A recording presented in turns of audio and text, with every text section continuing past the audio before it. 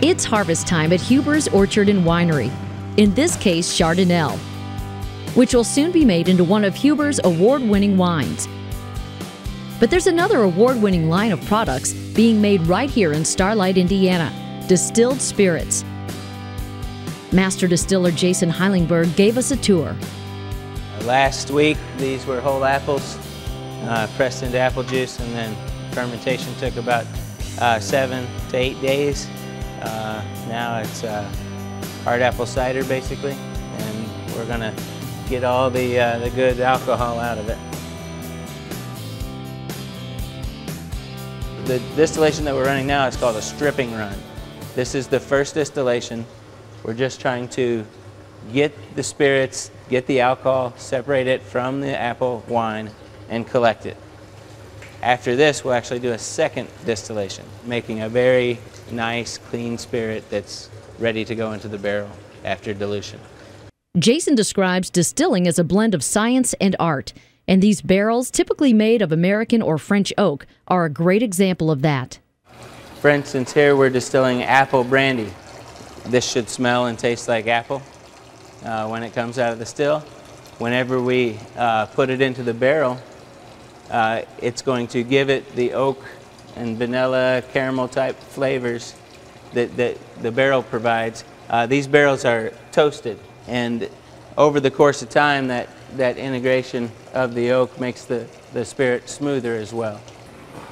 What begins as a clear spirit after approximately 3 years in the barrel would have a nice amber color to it.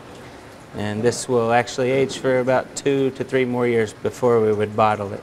Like most things for the Hubers, who've been in business for more than a century and a half, they have a history with distilling.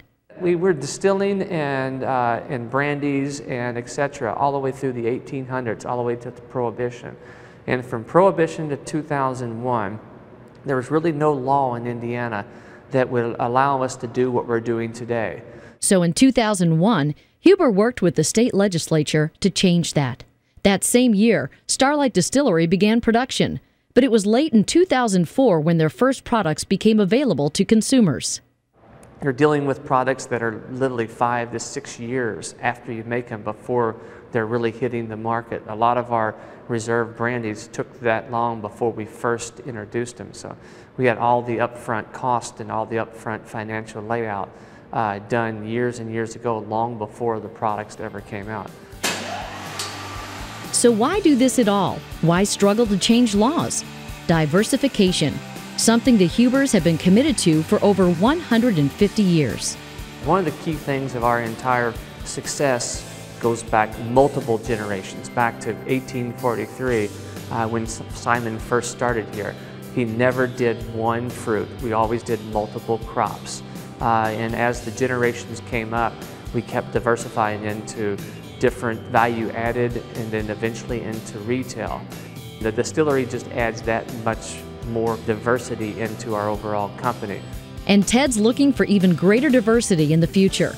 Along with others in the industry, he's back at the State House this year, pushing a new Indiana craft spirits law. If passed, it would allow others to join Huber in producing not just brandy, but also vodkas, gins, and other distilled spirits.